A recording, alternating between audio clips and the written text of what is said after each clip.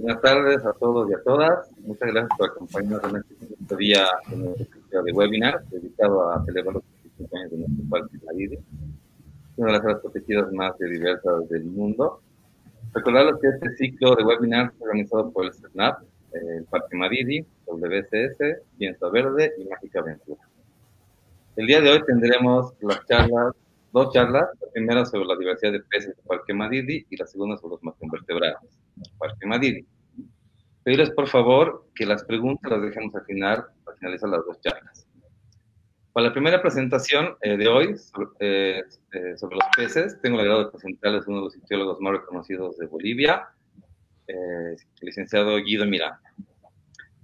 Guido Miranda es nacido en Potosí, es biólogo, formado en la Universidad Mayor de San Andrés, en la ciudad de La Paz.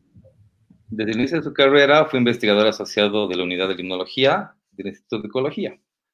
Realizó sus primeras investigaciones sobre la biología, ecología y de los peces de cavernas en el Parque Nacional de Torotoro y peces de aguas termales en Potosí. Ha trabajado en proyectos de peces ornamentales en varias zonas de la Amazonía. Desde el año 2007 es parte del equipo WCS Bolivia, coordinando proyectos de manejo de vida silvestre con comunidades indígenas del norte de La Paz y desarrollando trabajos de investigación sobre peces. Tiene varias publicaciones sobre el manejo de vida silvestre y la ictiofauna boliviana. Guido ha formado parte de la expedición científica de Identidad Madidi. Guido, por favor, adelante, te escuchamos.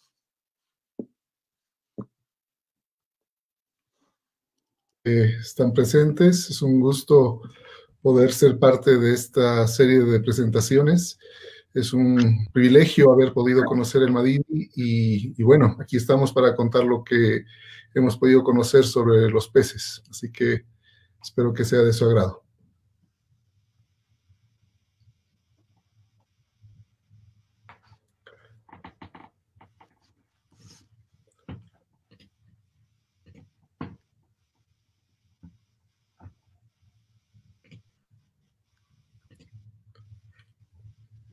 Comienzo, ¿verdad?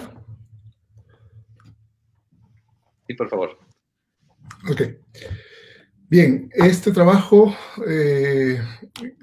sobre la ictiofauna del Madidi es fruto del esfuerzo de mucha gente, de muchos especialistas, muchos técnicos que han sido claves para poder llegar a los resultados que tenemos. Entre ellos es imposible no dejar de mencionar a Jaime Sarmiento.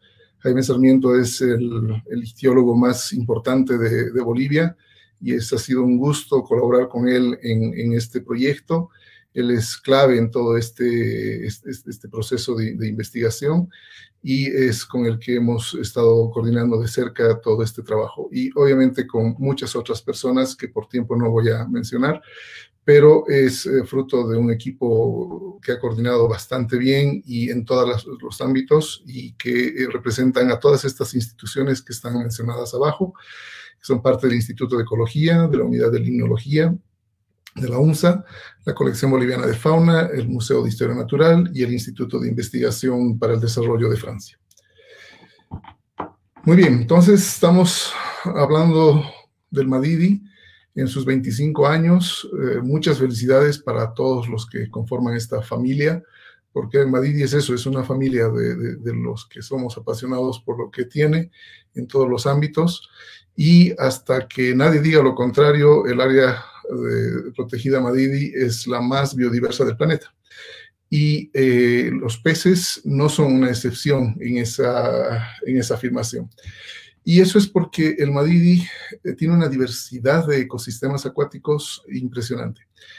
Tenemos ecosistemas que van desde las lagunas de altura, lagunas de montaña, que están a los pies de los glaciares, que producen un sinfín de vertientes ya que escurren hacia las zonas bajas, ¿no? Como estos arroyos que se ven en la zona de las montañas, y que atraviesan bosques, ¿no? que alimentan bosques, como estos de los páramos, ¿no? Y van formando valles muy interesantes con características muy particulares como estos de la zona de Apolo, donde escurren una variedad de arroyos y ríos ya con mayor caudal, como este de acá, ¿no? Donde la velocidad y la cantidad de agua que circula ya es grande, hasta otros que ya son de las zonas más planas, donde los ríos se hacen más anchos, donde tenemos una diversidad de hábitats muy interesante, zonas con mucha velocidad, otras sin corriente y que atraviesan zonas cubiertas por bosques, como el caso del río Tuichi. Esta es una vista del río Tuichi a la altura de la población de Sipía, donde se ve que ya es un río mucho más ancho, tiene una diversidad de coberturas a lo largo del río, ¿no? Y otros con ya playas de arena, que son mucho más grandes. Este es el río Alto Madidi, y que a su vez cada uno de estos ríos tienen afluentes pequeñitos que pueden ser temporalmente llenos, ¿no? Y que llenan de todo su cauce, o quedan como lo mínimo, como en la foto, ¿no? Hay otros ríos que son ya más grandes. Este es el Hit, ¿no? Donde esta es una toma del dron hecha por Omar Torrico, y es donde se ve lo pequeñitos que somos respecto a ese río, y donde obviamente hay peces. Y estos ríos también dejan lagunas, ¿no? Hay lagunas que están asociadas a estos cursos de agua más grandes y que tienen sus particularidades. Y además hay pampas en las que hay cuerpos de agua, ¿no? Que están aisladas y donde hay peces, ¿no? Entonces, estas son las pampas del Madidi, donde hemos ido a colectar algunas. Entonces, toda esa diversidad de ecosistemas acuáticos que posee el Madidi, y que Jorge Molina va a explicar a más detalle en la siguiente exposición, condiciona la diversidad de ecosistemas que tiene el Madidi, y obviamente la posibilidad de tener más especies de peces. El Madidi como tal está drenado por 16 cuencas, ¿no? Que son todas las que se ven en el mapa, de diferentes tamaños y en diferentes porciones. El Madidi, la cuenca del Tuichi es la que está más íntegra, digamos, dentro del Madidi. Hay otras que solamente son unas partes, ¿no? El Hondo y Kendé, que también están completamente dentro del parque, pero hay otras que son cabeceras de otras cuencas, ¿no? Como las de la Inapurera, del Undumo. A ver si puedo activar mi puntero, ¿no? Estas de acá, que son cabeceras, ¿no? Y hay otras que son por acá, que también son nacientes de otras cuencas. Entonces, todas esas cuencas conforman la red hidrográfica del Madidi. Entonces, para que nosotros podamos caracterizar la diversidad íctica en todos esos sitios, hemos usado varios métodos. Este es uno de ellos, que es la pesca eléctrica, que ha permitido colectar los peces para luego hacer los análisis respectivos, y que es un equipo de última tecnología que nos ha facilitado mucho la detección de muchas de las especies, ¿no? En campo, haciendo los estudios y los muestreos, hemos podido registrar 257 especies de peces. En las fotos se ven algunos de esos representantes de esa diversidad, y todas estas especies, bueno, no, casi todas, han sido fotografiadas en vivo, lo cual es un valor agregado a todo esto, porque precisamente es lo que más falta en cuanto a la caracterización de la ictiofauna, que son las fotos de individuos vivos, ¿no?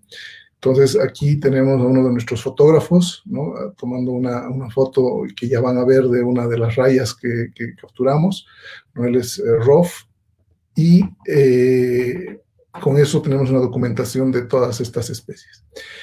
La mayor parte de las especies que hemos registrado en campo están en los ríos, ¿no? Con más del 67%, y comparten una parte de esa riqueza con los arroyos, ¿no? En los arroyos está el 50.8%. Obviamente hay muchas especies que comparten ambos hábitats, por eso es que tenemos esos porcentajes, y que obviamente se distribuyen en estos tipos de ecosistemas. En las lagunas ya tenemos unas especies más características, que solo llega al 31, casi al 32% de las capturas. Pero los culichis son las que tienen una diversidad mucho más rara, digamos. Tienen unas especies que están muy adaptadas a estos lugares, y es donde tenemos muchas de las especies candidatas a nuevas para la ciencia. Y precisamente sumando entre todas las especies que hemos podido capturar, tenemos 37 especies que son candidatas a nuevas para la ciencia, no solamente para el Madidi, no solo para Bolivia, sino para el mundo.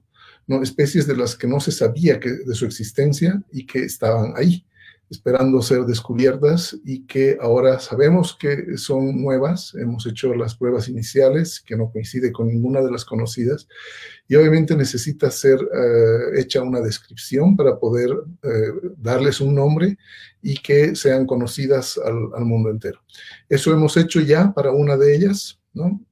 Y tenemos otra que ya ha sido sometida, ¿no? Hay una revisión que se hace por parte de expertos en cada uno de estos grupos, y que ellos dicen que sí, corresponde a una nueva especie, y dan la aprobación para que se publique. Entonces, esta foto precisamente es una de esas, es una especie que ya se ha sometido y que ya ha sido revisado el trabajo, y que estamos respondiendo a las observaciones. Y es una especie que ha sido nombrada en honor al Madidi, ¿no? Estamos con otras 4 descripciones en proceso. Es un trabajo largo, es un trabajo de mucha revisión, y que involucra mucho esfuerzo en cuanto a confirmar estas especies, y se necesita coordinar con especialistas de cada uno de estos grupos. La descripción que ya está hecha es la de un pequeño bagrecito. Es pariente de los chipichipis, si algunos están familiarizados con estos bagrecitos migradores. Es un Trichomicterus, y que hemos detectado o capturado en la zona de Machariapo. Este es un diafanizado de esa especie. Es una técnica que consiste en transparentar al pez y darle coloración a los huesos y a los cartílagos de forma diferenciada, para que podamos ver las estructuras internas. Y como pueden ver, se notan incluso los orificios que tienen en el cráneo. Este orificio de acá es la característica de esta especie, por ejemplo, y es lo que determina que es otra especie para la ciencia. Entonces, este trabajo lo hicimos con un querido amigo, Luis Fernández, de la Universidad Nacional de Tucumán, y ya está publicado, ya está en la revista Copeya, y obviamente es una especie, hasta que no se detecte en otro sitio, es endémica del parque, ¿no? Es decir, que esta especie no hay en otro lugar del mundo, solamente en el Madidi. Y eso va a pasar con las otras 37 que vayamos describiendo. Entonces, el nivel de endemismos también debería aumentar a medida que vayamos haciendo las descripciones. Y esta especie ha sido nombrada Trichomicterus lusani.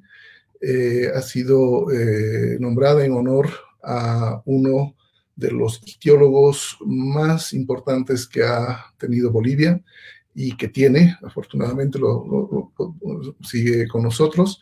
Él es Laurent Lussan. Él es un ictiólogo francés, y que se ha enamorado tanto de Bolivia que vive en Bolivia, vive en Cochabamba, y está casado con una veniana, y disfruta todavía de nuestra tierra y de lo que tenemos. Entonces hemos hecho un reconocimiento en Cochabamba a su labor, a su contribución a la ictiología nacional, y hemos nombrado a esta especie en su nombre, ¿no? Entonces, para los que no se ubican, él es el que ha escrito, por ejemplo, Peces del río Mamoré, que es un libro básico para todos los que hacemos estudios con peces.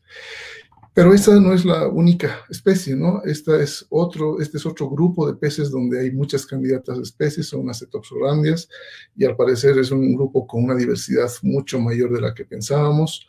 Lo mismo con esta otra, que es un Microglanis, que son unos bagrecitos que se los conoce como bagres abejorros por los colores que tienen, como de abejas, ¿no? Hay sardinitas también en medio de las especies candidatas. Esta es una moencausia, es un tetra, y donde ya estamos haciendo los estudios, igual este es un diafanizado de esa especie. Estas espectaculares fotos son de Omar Torrico, que siempre nos está colaborando con la documentación gráfica de estos procesos, y como pueden ver son espectaculares, ¿no? Las estructuras internas que tienen estos organismos son impresionantes. Este es un caso más particular todavía porque es la primera vez que se registra este género en Bolivia, incluso en toda la zona. Entonces es sin duda una nueva especie.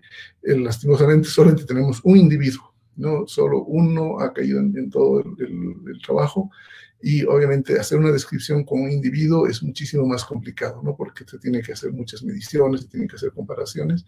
Así que para este caso estamos coordinando para ver de hacer una microtomografía de alta definición.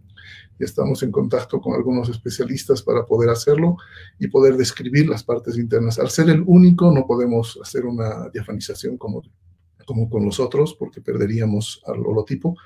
Entonces se puede hacer otras técnicas para poder ver sus estructuras internas y hacer una descripción detallada. Hay otros como estos que tienen patrones de coloración. Estos son hipostomus, son los bagrecitos y caranchos, que son súper diversos también. Tienen unos patrones de pigmentación diferente, ¿no? Se notan sus manchitas amarillas por ahí. Entonces, esos entre los ejemplos que tenemos para un trabajo todavía muy largo de describir todas estas especies. La cuenca más biodiversa que tenemos en cuanto a peces es la del Jit, ¿no? Que tiene 144 especies confirmadas. Le sigue la del Madidi, que es esta cuenca, que es que tiene 113. La cuenca del Tuichi, que tiene 76. La cuenca del Hondo, que tiene 101, que en realidad es la que le sigue, y finalmente la cuenca del Candeque, que tiene 38. Entonces, las cuencas que hemos podido estudiar tienen esa diversidad de especies. Pero sabíamos que podían haber más especies. Entonces, gracias a la colaboración que tenemos con el Instituto de Investigación para el Desarrollo de Francia, el IRD, hemos podido iniciar una serie de estudios, entre ellos el estudio del ichtioplancton, ¿no? Que es básicamente el estudio de todas las larvitas y los huevos que están a la deriva en el río y que son producto de la reproducción, del desove de los peces.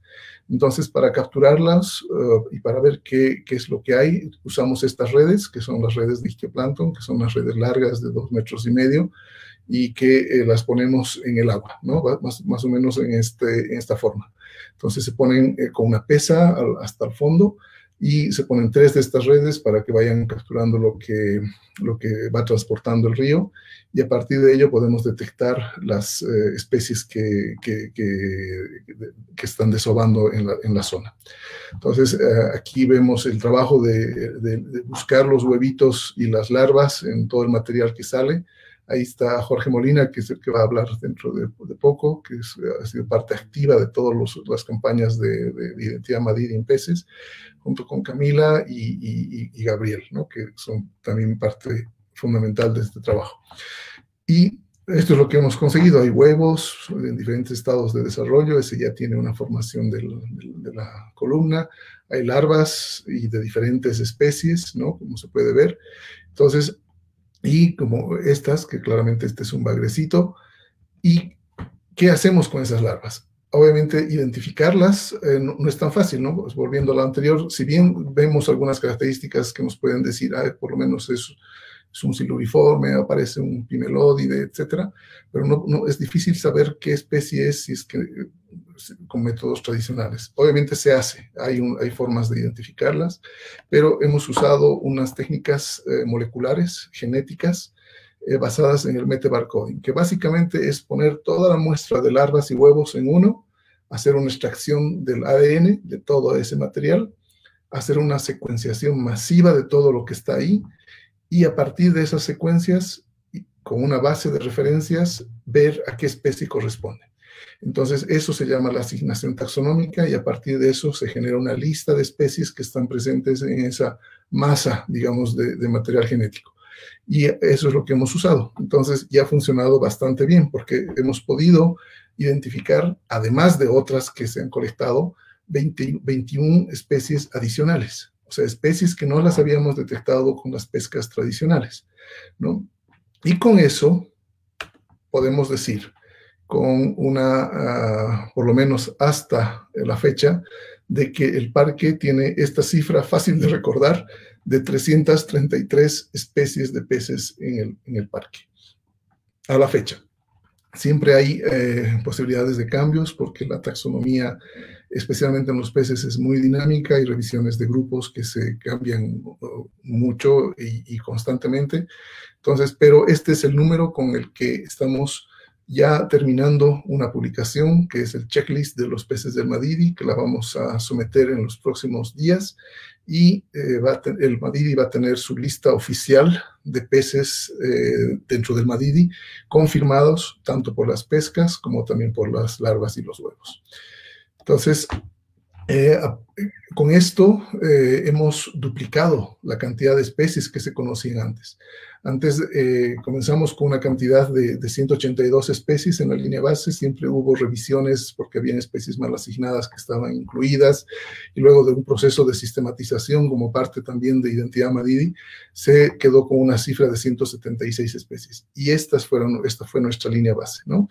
Y llegamos a las 333 especies registradas. Esas 333 representan un 40% de las especies conocidas en Bolivia, ¿no? Eso es impresionante considerando el pequeño tamaño del área respecto a todo el territorio nacional. Y el 25% de las que se conocen para toda nuestra cuenca. Nosotros somos parte de la cuenca del Madeira, ¿no? Es una cuenca enorme y donde hay una diversidad grande también de peces, y el Madidi tendría un 25% de ese ichtiofauna. Y lo impresionante es de que es en solo 5 cuencas, ¿no? En solo 5 cuencas de un nivel BL5 que se llama, que son estos polígonos que se pueden ver en la imagen, de unas 140 que tenemos en Bolivia, y que ocupa solo 1.7% de la superficie de Bolivia. Entonces, es una zona que concentra una alta diversidad y obviamente no solo de peces, sino de todos los grupos, como han estado viendo en la serie de webinars y en la charla que dio Rolf, con todos los números impresionantes que tiene. Y los peces no son la excepción. Entonces, en un espacio tan pequeño tenemos una diversidad muy grande. Y eso que tenemos todavía en el tema de ecosistemas acuáticos y de cuencas, sitios aún por estudiar. Les había dicho que tenemos 16 cuencas y solamente hemos estudiado 5. Entonces hay sitios todavía que seguramente van a aportar más especies, ¿no? Como las cabeceras de muchas de esas cuencas, las que están marcadas acá. Incluso el Madidi tiene cabeceras del río Inambari que se va al Perú y que luego vuelve hacia Bolivia por el Madre de Dios. Entonces hay lugares que sin duda deben tener especies que todavía incluso no se conocen. Entonces queda todavía trabajo por hacer. De acuerdo a la curva de acumulación de especies, este es un gráfico que ya está incluido en el checklist. Nosotros tenemos registradas en campo esas 257, ¿no? Con las pescas tradicionales.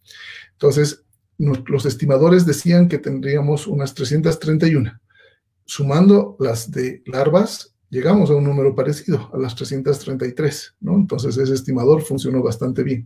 Eso se basa en la acumulación de cuántas especies tenemos en función de la cantidad de individuos y en la cantidad de sitios que hemos visitado. Y en base a esos datos también hay un otro estimador que dice que tendríamos unas 375 especies en el Madidi, y sin duda estaríamos hablando de que el Madidi tendría unas 380 especies presentes al interior, ¿no? Entonces, lo que vimos es de que obviamente estas especies no están distribuidas todas por todo lado, ¿no? Hay algunos patrones que ya estamos analizando. Hay algunos trabajos que estamos elaborando para hacer análisis de diversidad beta, que se llaman, que son más regionales, y que podemos ver ya algunos patrones. Por ejemplo, en este gráfico de acá tenemos los puntos más bajos, que serían estos de acá, ¿no? Hemos registrado 142 especies. Un punto siguiente, que es de 200 metros a 360 metros, tenemos 199 especies. Este es el rango de altitudes en las que tenemos mayor cantidad de especies. Y luego eso baja abruptamente cuando superamos los 600 metros, hasta 31 especies. Y así sucesivamente hasta llegar al punto más alto, que es este de acá, donde solamente tenemos una especie, que ahorita les voy a mostrar. Entonces, en este rango altitudinal, donde tenemos esta gran cantidad de especies, que es solamente esta franja de acá, tenemos el 76% de las especies. Entonces, esta es una zona de alta importancia de conservación y de cuidado que se necesita tener, porque obviamente aloja una gran parte de las especies, ¿no? Y esta zona, que es la parte ya plana, donde hay más lagunas, que correspondería a esta zona, donde les decía también que hay nacientes de cuencas bien particulares de aguas negras, también sin duda es un lugar todavía por arrojar muchas más especies, ¿no? Y sin duda van a haber más. Entonces, el récord altitudinal para los peces lo tiene Orestias. Tenemos los rangos altitudinales para todas las especies, pero la que se lleva el récord es Orestias, y esta ha sido registrada a 4.563 metros de altitud. Es una altura muy importante, y hay poblaciones muy bien establecidas de esta especie en el lado oriental de los Andes, y también es un registro bastante particular en esa zona, porque este grupo generalmente es de la parte altiplánica, ¿no? Generalmente se los conoce, son los parientes de los carachis, ¿no?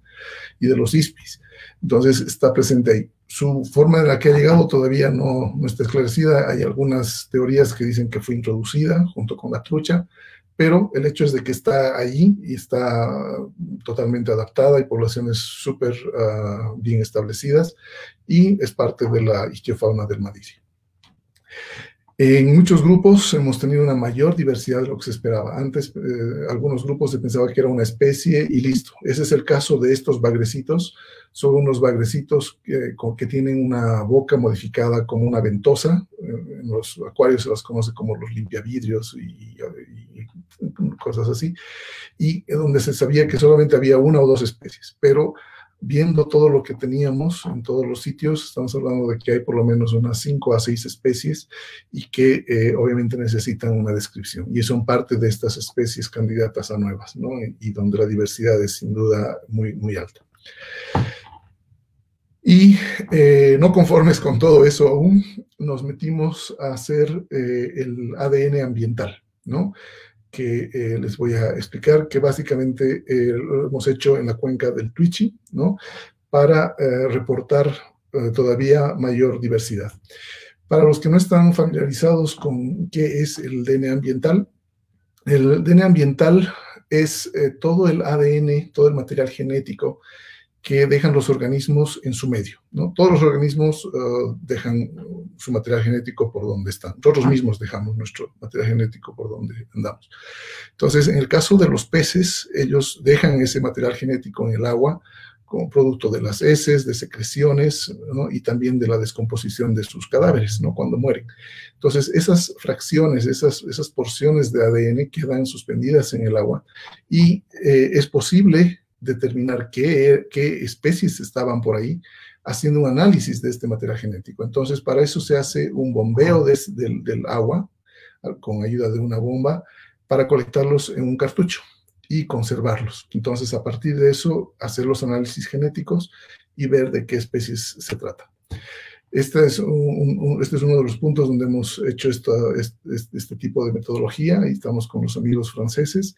Esto es Chalalán, ¿no? Donde hemos hecho este estudio, y ahí estamos en el trabajo. Él es Cédric y él es Jean-François, y en pleno proceso del bombeo, ¿no? Entonces, este es el cartucho que colecta ese material genético, que es bombeado desde el agua, ¿no? Y que obviamente concentra el material genético. Una vez que está lleno, queda así. Obviamente hay material de sedimentos y demás, pero el ADN está concentrado ahí.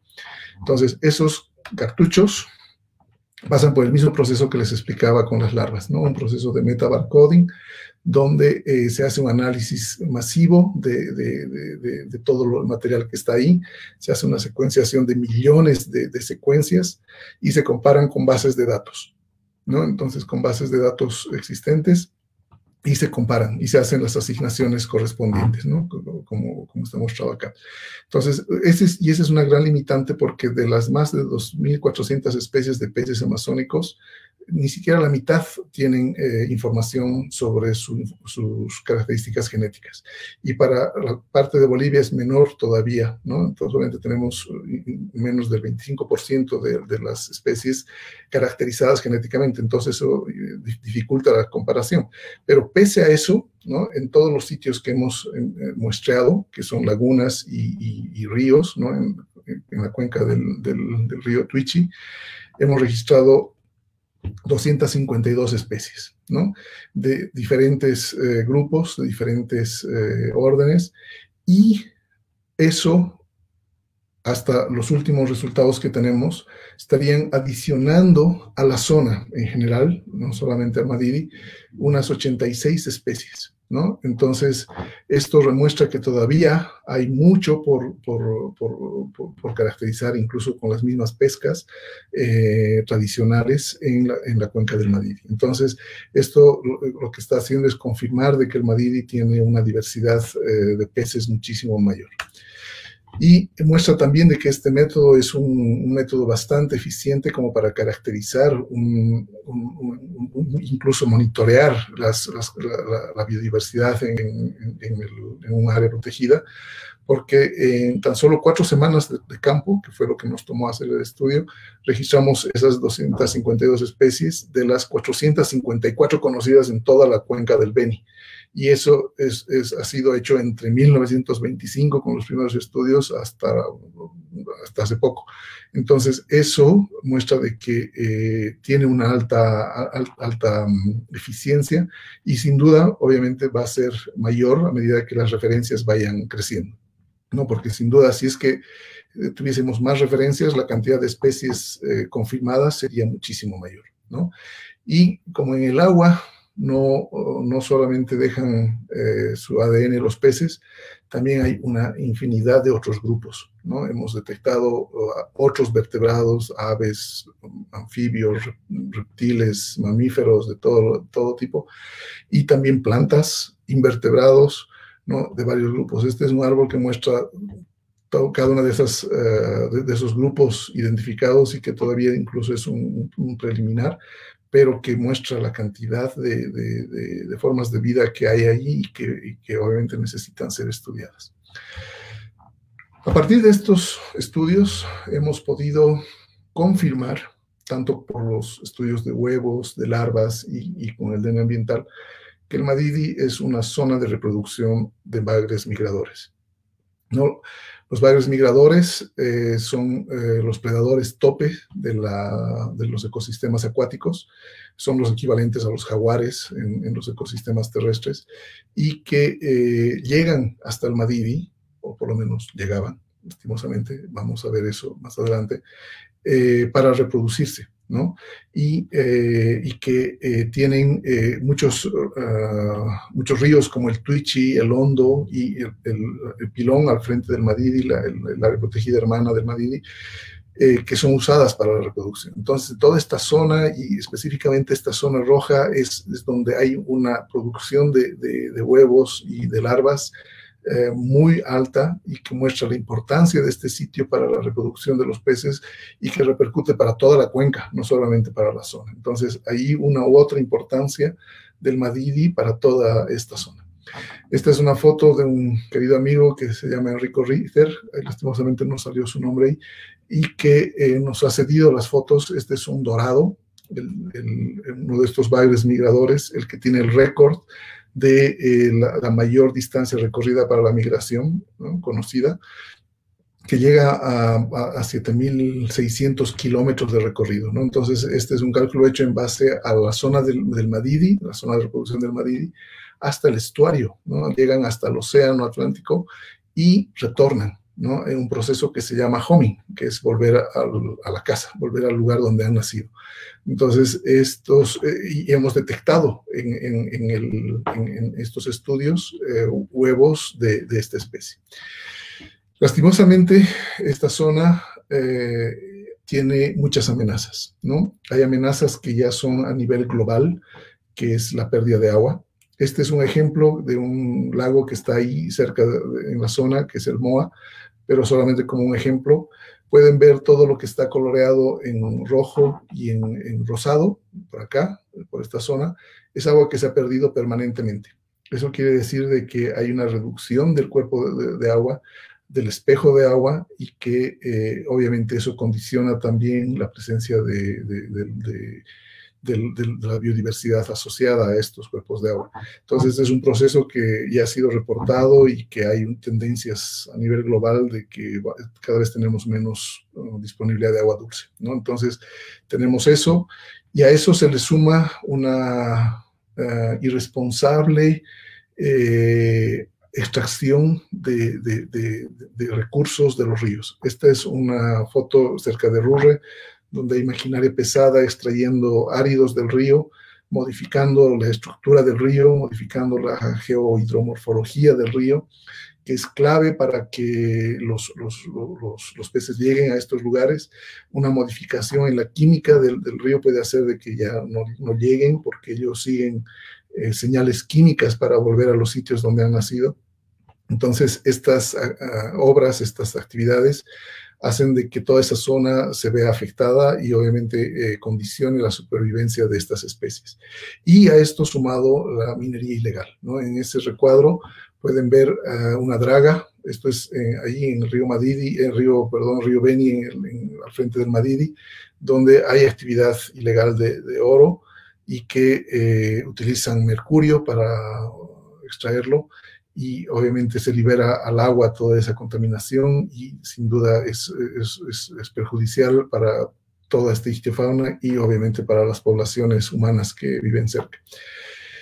Y a eso también se le puede sumar la pesca no sostenible, ¿no? Y no regulada. Esa es una foto de un pintado conocido en la zona, un surubí en otras, y que es pequeñito, ¿no? Que no supera los 40 centímetros y que ya está pescado. Entonces son ejemplares que todavía podrían haber aportado mucho a sus poblaciones, pero que son pescados pequeños, y que obviamente eso es señal de una sobrepesca, sin control, y que obviamente es parte de una pesca que no tiene ningún tipo de regulación, ¿no? Aquí se ve un bote también con freezers donde transportan los pescados, y no hay una regulación. Entonces es urgente trabajar con los mismos pescadores, porque es un recurso del que viven, del que dependen, y que se pueden hacer acciones, se puede hacer sistemas de manejo, de zonificación, se pueden hacer épocas de pesca y muchas otras medidas para evitar de que ellos mismos pierdan la diversidad de la que gozan para sus actividades de pesca. Entonces, esa es una de las amenazas. Y tenemos otra más, que es la pérdida de la conectividad. Este es un mapa de un artículo que sacó un amigo y tocayo, Guido Herrera, hace poquito, y que muestra cómo nuestra cuenca, que es la del Madeira, que les decía, a la que pertenecemos, está aislada, ¿no? Está aislada por unas represas que tenemos en la parte de abajo, en el lado brasilero, y que ha hecho de que los peces que hacían esa migración que les decía de más de 7,000 kilómetros, que bajaban hasta el estuario, ya no puedan volver, ¿no? Entonces hemos quedado aislados, tenemos poblaciones aisladas de estos bagres, y si no tomamos acciones urgentes, los vamos a perder. Y hemos visto de que una zona clave para la reproducción de estos bagres es el Madidi. Entonces, las acciones para poder mantener sitios donde todavía se están reproduciendo los peces, y especialmente estos bagres que son claves para la economía y para el mantenimiento de las funciones de los ecosistemas acuáticos, es más urgente que nunca, ¿no? Esta es una piraíba, es una fotografía que tuve la oportunidad de hacer en el 2010, antes de las represas. Una piraíba de 1,95 m, mucho más grande que su pescador. Él es un pescador ceja que lo había capturado, y esta especie ya no ha sido reportada, ¿no? Desde ese entonces ya no hay reportes de Piraíba. Al parecer se dio mucha importancia al dorado, le dimos mucha importancia al dorado, pero hay otras especies que también estaban sufriendo esta pérdida de conectividad y al parecer este es uno de las grandes víctimas, ¿no? Grande en todo sentido. Y eso lo ha demostrado, estamos en análisis con esta aplicación Istio, que nos ayuda a monitorear la pesca en la zona, y donde se ha confirmado de que no hay registros de Piraíba desde hace años. Entonces, son llamadas de atención para que podamos tomar acciones antes que sea demasiado tarde. Y como una de esas acciones es visibilizar lo que tenemos, porque una gran desventaja que tienen los peces es de que están ocultos en el agua, ¿no? O sea, para poder verlos, para poder disfrutarlos, hay que sacarlos. Entonces, una forma es el de poder tener a la mano esta diversidad, y es por eso que para todos los que están conectados ahora tenemos un regalo que hemos preparado Rolf Wallace con Omar Torrico y conmigo para ustedes, ¿no? Y son fondos de pantalla para las computadoras y también para los celulares, ¿no? De las especies más icónicas que tenemos en el Madidi, con fotos en alta resolución, ¿no? Y no son solamente una, sino 25 de esas especies, una por cada año, para que puedan tenerlas e ir variando en función de lo que les guste, tanto para su computadora como para su celular. Y pueden descargarlas escaneando este código ahora mismo, y si no tienen su celular a mano, pueden hacer una captura de pantalla. No va a estar activo por mucho tiempo, así que les sugiero que se apuren y poder disfrutar de este regalo de Identidad Madidi para todos ustedes. Esta diversidad de peces no estaría protegida sin gente como Mario. Mario Boudouin ha sido mi mentor, ha sido mi docente, ha sido mi profe en la carrera de biología, así como de muchos de los que conformamos Identidad Madidi, y ha sido el impulsor de la creación del parque.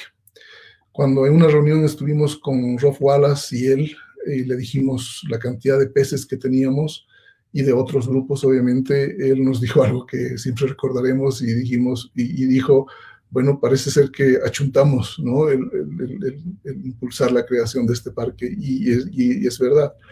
Y gracias a su trabajo y gracias a su compromiso con la conservación, es de que tenemos esta diversidad protegida, y que obviamente es un legado que honraremos en su nombre. Así que todo este trabajo va en su memoria. Si quieren conocer más del trabajo que hacemos en Identidad Madidi, en WCS, pueden escanear estos códigos para que tengan acceso a la información y a mucha otra más, ¿no? Muchas gracias. Un gusto poder compartir esto.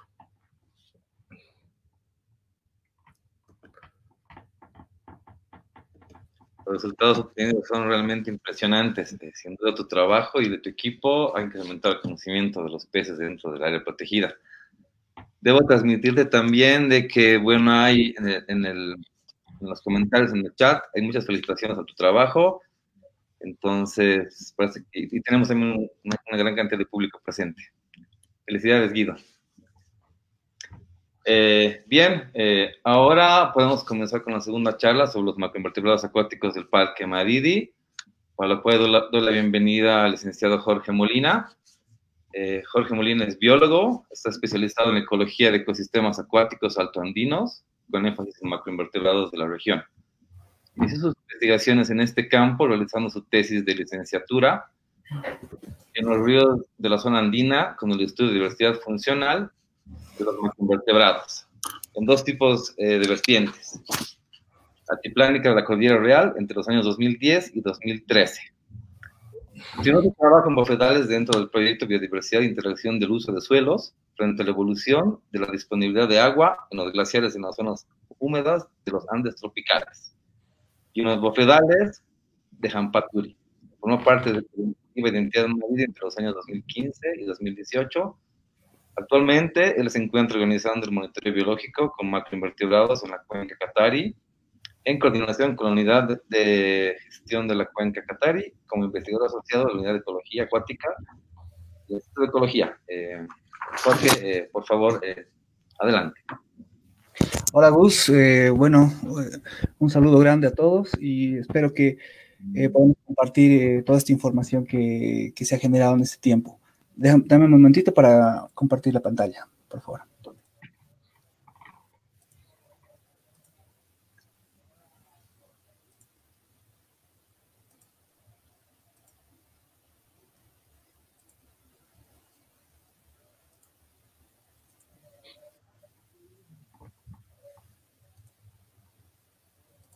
¿Estoy compartiendo, Gustavo?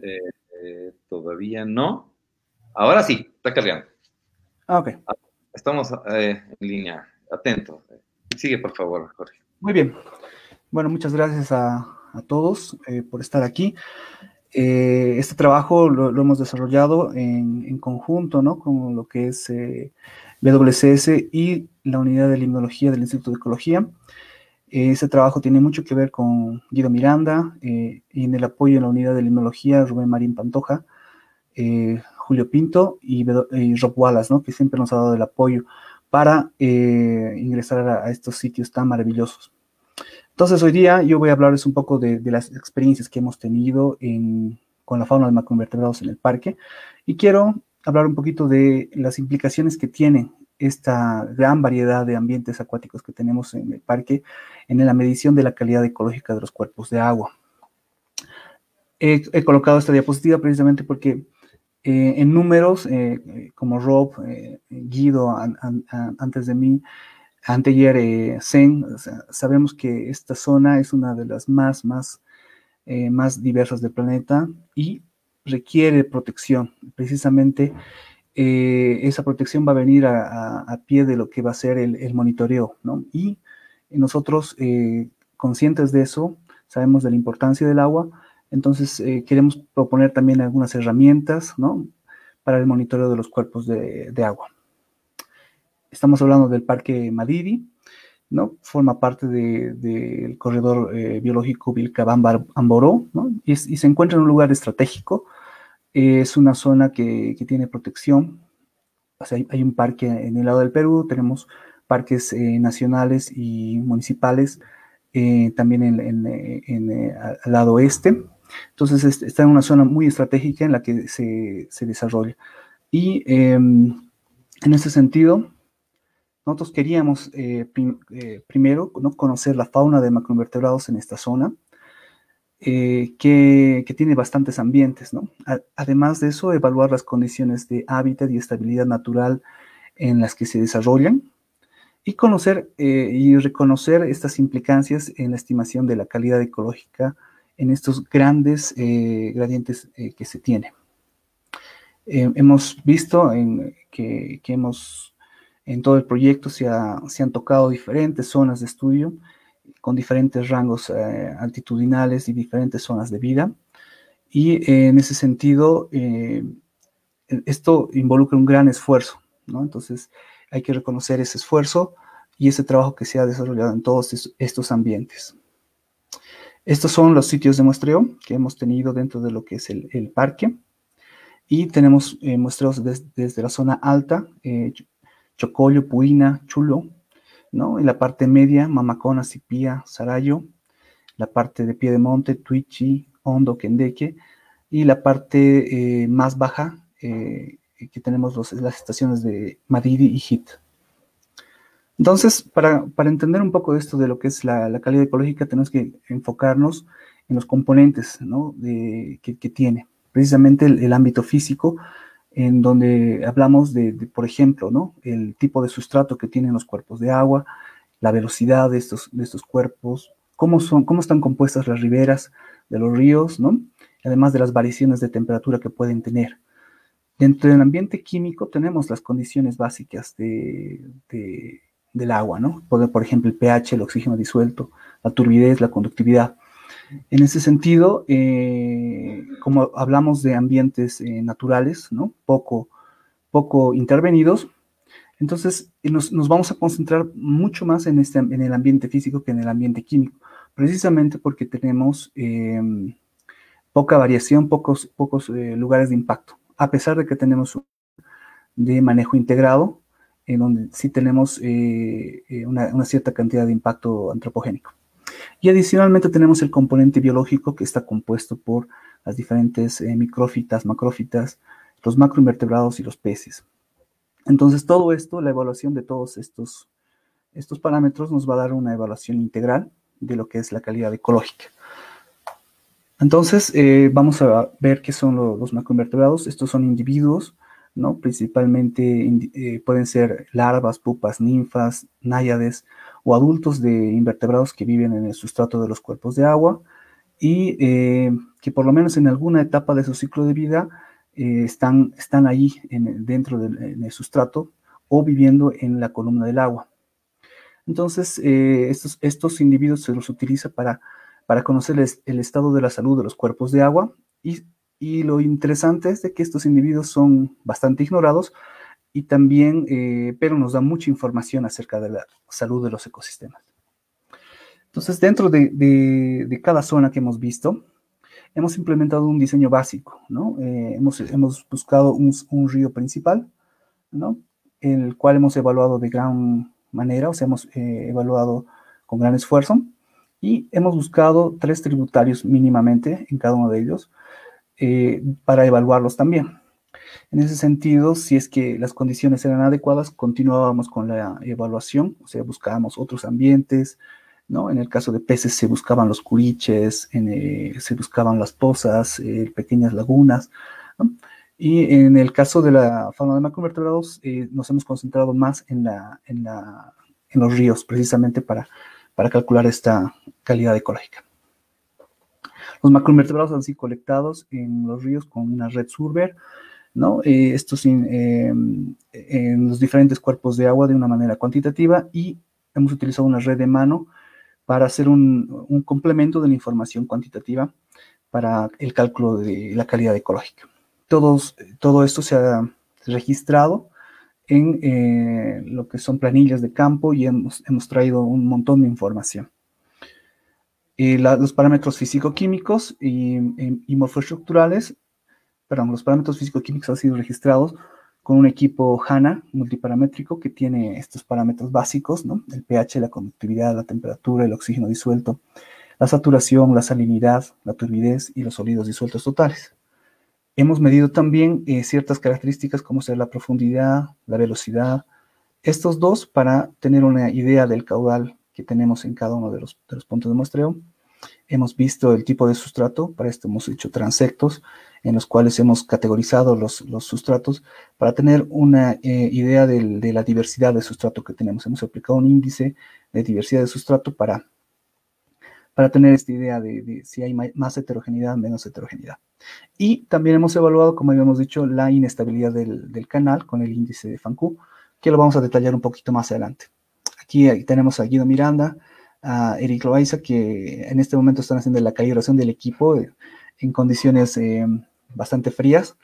Y bueno, también resaltar un poco el sacrificio del equipo de aguas, ¿no? Que siempre estamos mojados y en condiciones a veces de extrema calor y a veces de extremo frío.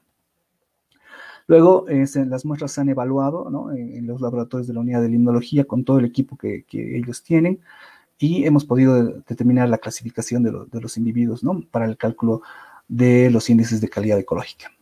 Hemos utilizado algunas métricas, como ser la riqueza taxonómica, la diversa inversa de Simpson, y, la abundancia y, por supuesto, el cálculo del índice BMWP, Bolivia, ¿no? Para eso hemos utilizado la guía actual que tiene el ministerio, y en la cual, tras una sumatoria de los taxones, nos da una calidad ecológica de los cuerpos de agua.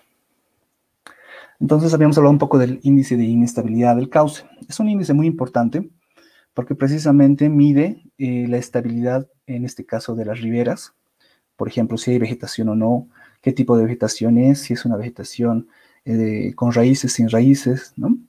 Mide también la estabilidad de los bancos. Eso quiere decir, digamos, de qué están compuestos estos materiales que sobresalen en el río, si son materiales finos, si son materiales grandes, qué estabilidad tienen estos, ¿no? Con qué frecuencia están estos. También nos mide el lecho, ¿no? Qué tan fijo es el sustrato. Eso quiere decir que si es que cuando entramos al río y pateamos con la punta del pie, las piedras se mueven rápidamente o es un sustrato bien encajonado, ¿no? Si hay vegetación creciendo como briófitas, ¿no? En las rocas, ¿no? Este tipo de situaciones nos van a hablar acerca de la estabilidad de los ríos. En ese sentido, bueno, podemos ver que hay una amplia variedad, ¿no? Y amplia diferencia entre los cuerpos de agua. Este es el río Hondo, en el cual, por ejemplo, podemos ver en esta ribera vegetación que es muy homogénea, ¿no? Básicamente son cañas. Y a este lado tenemos vegetación de bosque, ¿no? Un lugar mucho más estable. Y podemos ver, por ejemplo, que el agua está colmatada de sedimentos, o sea, un color chocolate, y también que tenemos palizada, ¿no? Eso quiere decir que el agua está arrastrando gran cantidad de material. Entonces, estas características nos hablan de un río un poco más inestable que el anterior que hemos visto, ¿no? Es un río más grande, la posibilidad de que la inestabilidad, que tenga mayor inestabilidad también es mayor. Y al otro extremo también tenemos este tipo de ríos que pueden estar encajonados con rocas, pero que son interesantes porque a simple vista nuestra nos dicen que son muy estables porque es roca, no hay mucha posibilidad de que haya derrumbes, al menos en esta parte, pero tal vez si son muy altos puede haber esa posibilidad. Pero sin embargo podemos ver que hay un sustrato muy homogéneo, ¿no? Aquí tenemos rocas grandes, ¿no? Y que si el lecho en este caso sigue dominado por este tipo de sustrato, de la misma forma que cuando hay un sustrato fino, también la diversidad baja, porque las condiciones en las que está este ambiente ahorita son alta velocidad, los sustratos son todos grandes, entonces los individuos que van a poder vivir en este tipo de sistemas van a ser los que estén adaptados a sujetarse al sustrato. Entonces son muy pocos ellos, ¿no? Entonces también la diversidad en ese caso de estos sitios también puede verse reducida por situaciones naturales. Y también tenemos este otro ejemplo, que es un ejemplo de los ríos tributarios de tierras bajas, que tienen esta característica, ¿no? Son pequeños y tienen el sustrato muy fino, ¿no? Y son aguas muy lentas. Entonces, estos ambientes son muy, muy interesantes y también son diferentes. Entonces, de esto vamos a hablar un poco más adelante. ¿Por qué? Porque precisamente son ambientes bastante inestables, ¿no? Y también tienen baja diversidad. Entonces, hemos visto un poquito este índice, cómo puede comportarse con las características que estamos midiendo. Y ahora, bueno, vamos a mostrar un poquito cómo hemos hecho para organizarnos, ¿no? Después de tener los datos morfoestructurales, físico-químicos y de la fauna de macroinvertebrados a nivel de familia, hemos trabajado con índices de riqueza taxonómica y índices de similitud. Esto para caracterizar la fauna y cómo esta cambia, ¿no? en las diferentes zonas.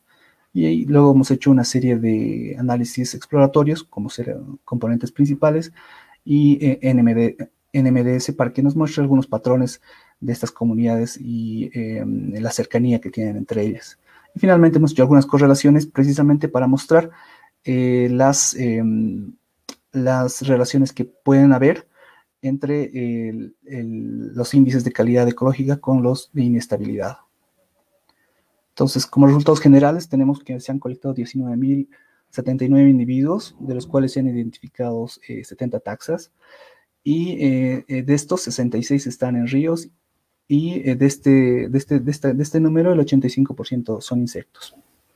Entonces, tenemos acá el gradiente altitudinal del parque, ¿no? Tenemos una zona como, bueno, Rob ya nos ha aclarado también, hemos visto las presentaciones, que tenemos una parte de Chocollo, que es de la vertiente altiplánica, ¿no? Y recién después de eso tenemos todos los puntos, las zonas están ubicadas en la vertiente amazónica y en un diferente rango altitudinal, ¿no? Y esto, bueno, nos ayuda precisamente, ¿por qué? Porque vamos a tener una perspectiva global de todo el gradiente. Sin embargo, no tenemos una visión de cuenca, ¿no? O sea, esta parte de Puina y Chuyo, por ejemplo, son dos cuencas diferentes, ¿no? Sarayo también, ¿no? Tiene otro origen. Sipía tiene, es también parte del río Tuichi, ¿no? Y tiene cierta continuidad con la parte baja del Tuichi. Quendeque, Hondo y Alto Madrid también son cuencas diferentes. Sin embargo, tenemos un gradiente altitudinal, pero de ríos que no son continuos, ¿no? Entre ellos. Y finalmente tenemos las pampas del Jid, donde también tenemos información. Vamos a comenzar con la parte alta, desde arriba hacia abajo, y vamos a mostrar un poco estas fotografías que nos ha brindado tanto Rob como Omar Torrico, y también en su tiempo estaban tomando fotografías en Millennium Hispanovic y también nuestro compañero Ramírez, que era parte de comunicación, que nos han brindado también apoyo en ese sentido. Tenemos esta parte alta, ¿no? Y fotografías como esta, que impresionantes, que se han obtenido con el dron, nos han permitido a nosotros espacializarnos un poco. ¿No? Aquí tenemos el glaciar Chaupiorco, y hemos podido desarrollar los muestreos ahí en el mismo pie del glaciar donde se están formando los ríos, para ver qué tipo de organismos están sobreviviendo, están desarrollándose en este tipo de ambiente extremo. Entonces, hay que aclarar un poco de que estamos viendo este lugar, y es un lugar bastante extremo, ¿no? Tenemos las temperaturas muy frías, seguramente estas aguas se congelan en cierto periodo del día.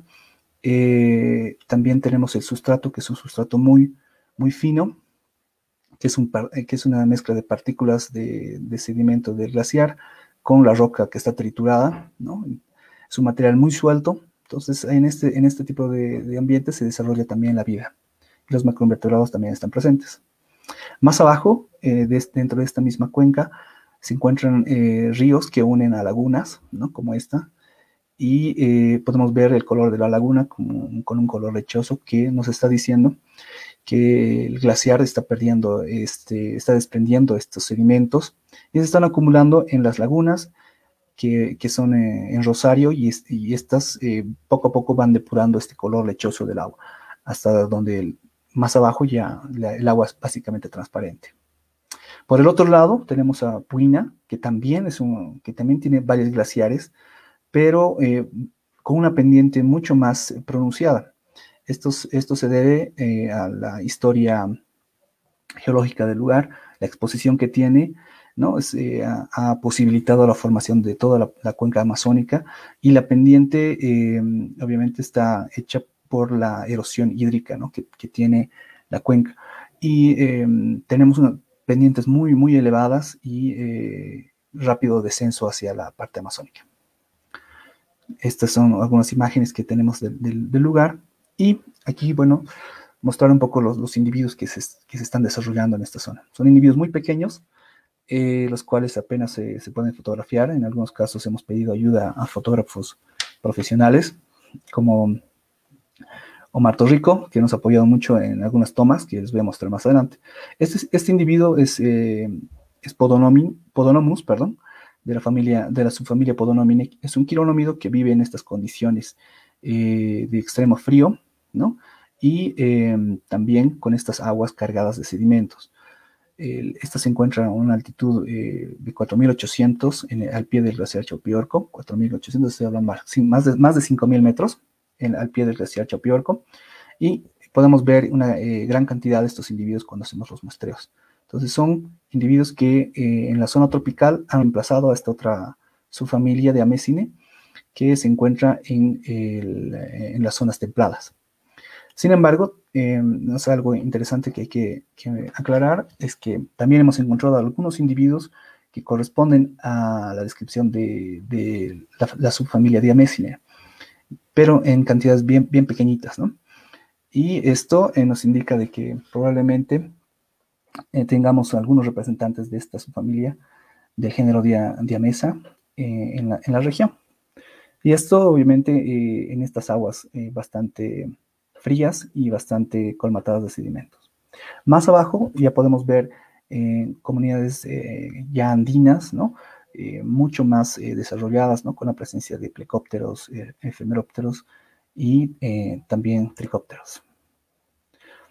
Más abajo, el río en la vertiente amazónica va cambiando y va teniendo más aporte alóctono, ¿no? Hasta, por ejemplo, en la siguiente fotografía vamos a observar ya los primeros indicios de estos bosques de ribera, ¿no? En este caso tenemos pequeños matorrales aquí que ya están rodeando al río y dándole cierta protección y aportando también material alóctono al mismo.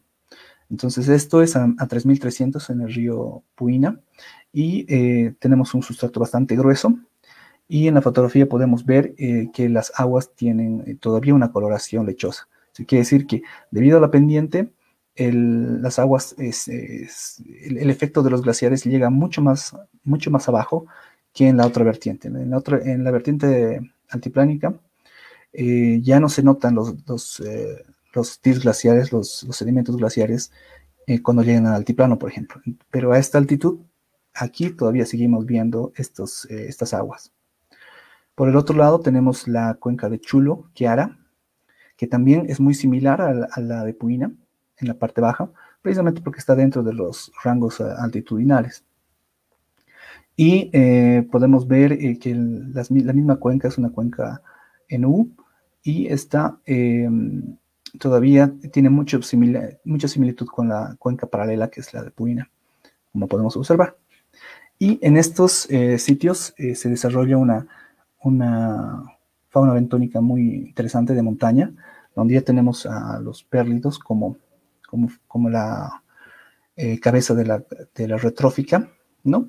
Tenemos grupos muy particulares que que no tenemos en otra cuenca, en la cuenca altiplánica. Por ejemplo, dípteros que se adhieren a la roca, como ser de la familia Psicodidae, ¿no? Que son aplanados dorsoventralmente, y también los blefaricéridos, que tienen unos discos suctores que les permiten sujetarse a las rocas y no ser llevados por la corriente. Entonces estos individuos se pueden desarrollar en sitios como estos, que son de elevada pendiente y de un sustrato muy grueso, ¿no? O sea, con rocas. Ellos simplemente se adhieren y se alimentan de las mismas algas que están a su alrededor, ¿no? Van una especie de ramoneando. Podemos ver también la presencia de otros tricópteros, como ser la familia Limnephilidae, y que ellos también construyen viviendas para poder adherirse al sustrato de los cuerpos de agua. Entonces, de esta manera, hemos visto, digamos, los macroinvertebrados de la zona alta y de la zona montaña. Y ahora vamos a pasar a una zona muy interesante que tiene el Parque Madidi, que es esta zona circundante a Apolo, que le llaman las sabanas montañosas de Apolo, ¿no? Que tienen esta estructura donde los bosques cubren a los arroyos en galería y les dan cierta protección, ¿no? Entonces, cuando nosotros entramos a estos cuerpos de agua, podemos ver el siguiente panorama, ¿no? Aquí tenemos laderas cubiertas, por ejemplo, de roca, en este caso areniscas, y también el sustrato está provisto precisamente por el coluvio de esta pendiente, ¿no? Del derrumbe de algunas rocas que cae acá al sustrato y van formando el sustrato de los ríos. Podemos ver, y es algo interesante de esta zona, que son lugares muy bien encajonados. Las rocas son casi inamovibles. El sustrato es muy bien encajonado. Entonces tienen características muy particulares este sitio. Así como sus tributarios, ¿no? Por ejemplo, este es el río Machariapu, y este es el arroyo Yope, que le hemos nombrado, que básicamente es una especie de cañón, ¿no? Con vegetación aledaña, ¿no? Que cubre prácticamente todo el dosel, todo el lecho del río, ¿no? Entonces hemos entrado también a estos pequeños arroyos. Hemos buscado, ¿no? Hemos muestreado la fauna de macroinvertebrados.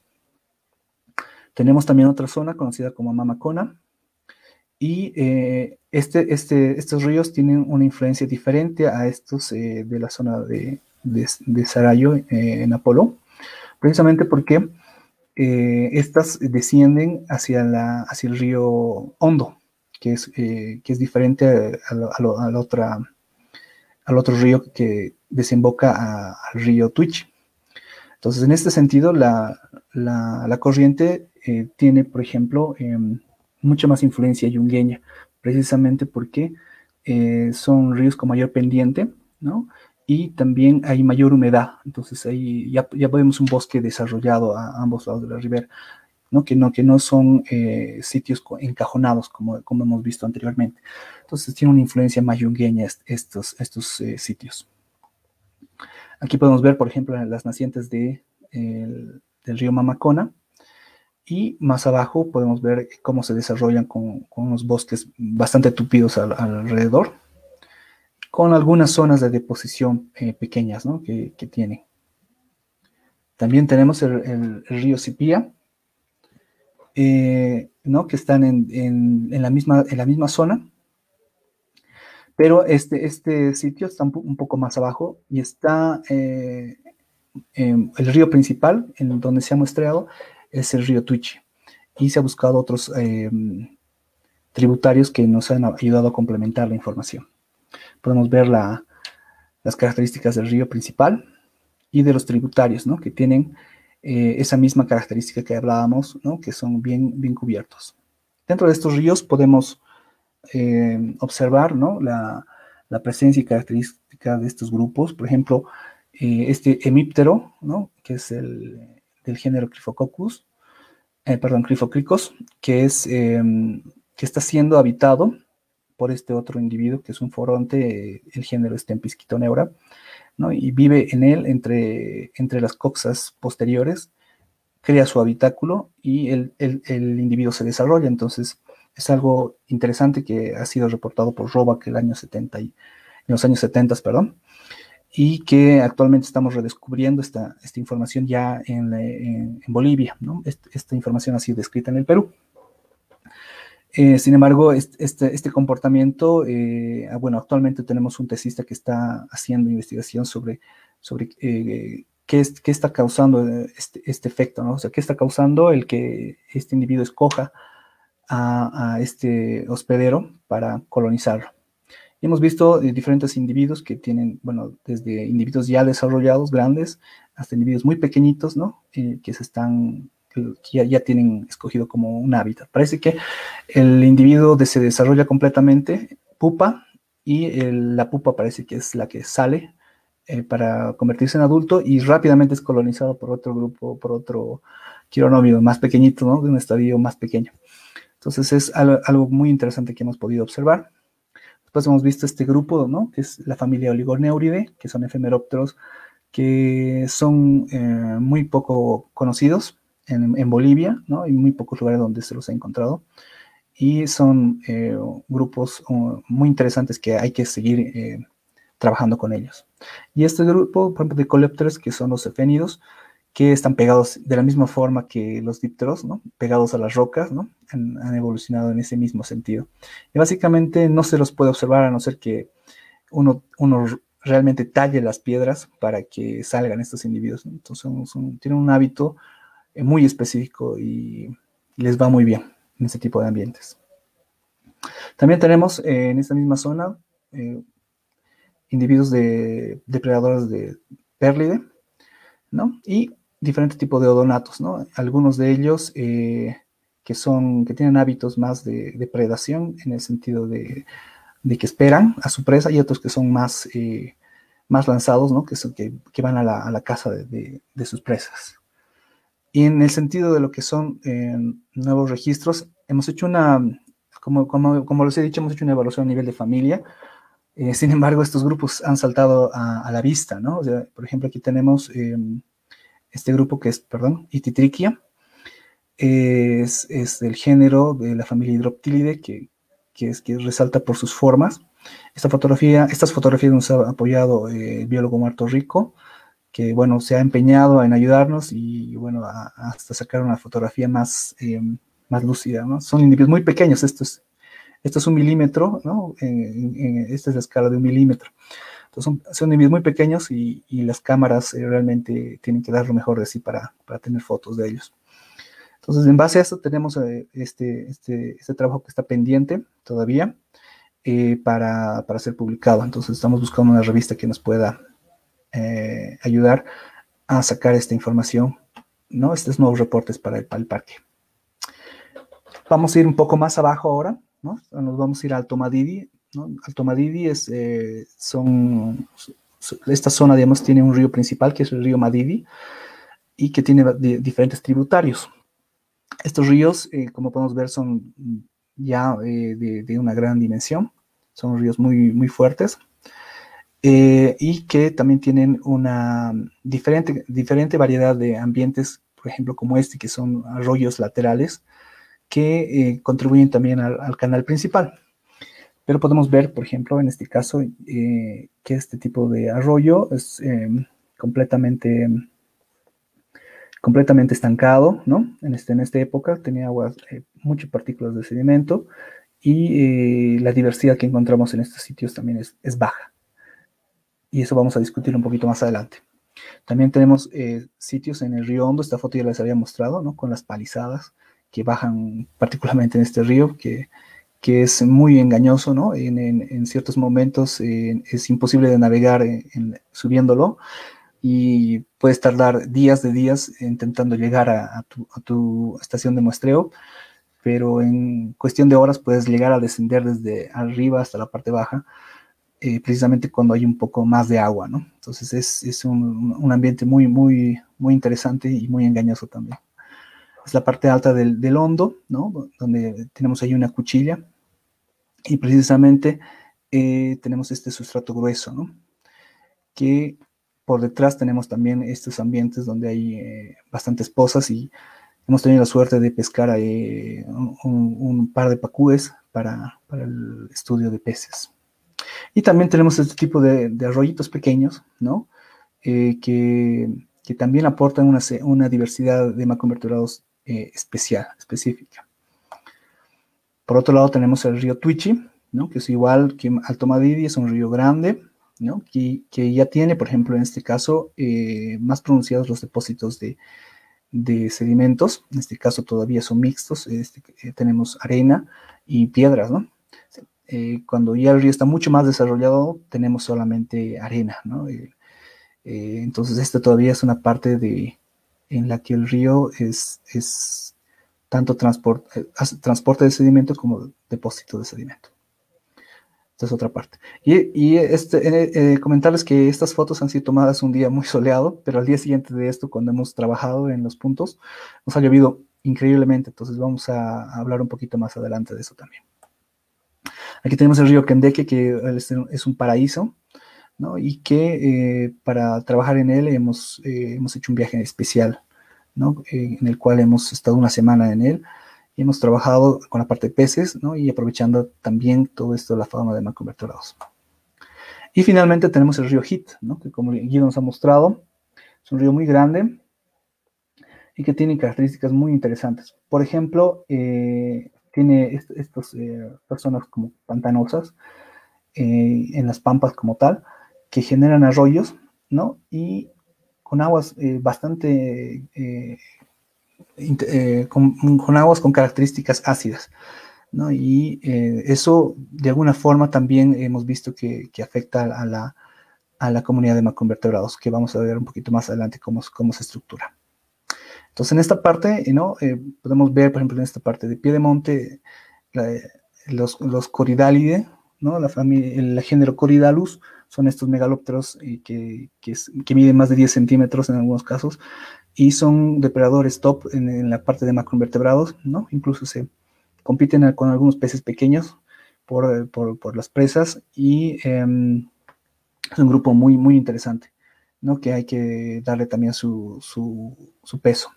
También tenemos este grupo, ¿no? Que estos efemerópteros, que son los Eutyplosidos, familia Eutyplosidae, que tienen estas agallas bien visibles y bien características, ¿no? Aparte de esta modificación en las mandíbulas.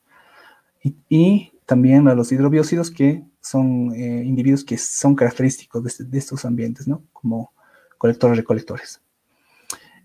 Dentro de lo que es la llanura ya pampeana del HIT, hemos visto estos grupos mucho más abundantes. Por ejemplo, a pesar de que, por ejemplo, Macrobrectium ya lo tenemos desde lo que es el Alto Madidi, Hondo, Río Hondo, la abundancia de estos va incrementándose a medida que vamos bajando cada vez más, ¿no? Y se vuelven mucho más importantes para los ecosistemas, precisamente porque cumplen como que reemplazan la labor de los macroinvertebrados en la producción secundaria, y ellos son mucho más abundantes y se convierten en presa de muchos peces, ¿no? Y que tienen una importancia, resalta su importancia mucho más.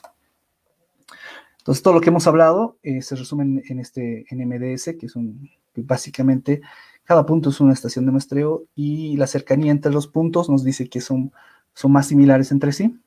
Por ejemplo, aquí tenemos Chocollo, ¿no? Que es de la vertiente altiplánica. Diríamos que debería parecerse mucho más a lo que es Puina.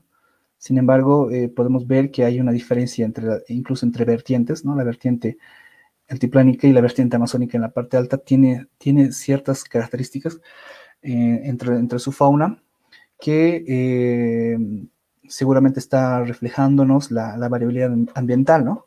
Estas pendientes, esas diferencias entre pendientes que hay, ¿no? Los tipos de sustrato que se tiene, la pendiente, la vegetación, hace, ¿no? que otros grupos de macroinvertebrados estén en esta zona. Muy similar a Chullo, que está en la cuenca de Queara, ¿no? En la parte de Puina.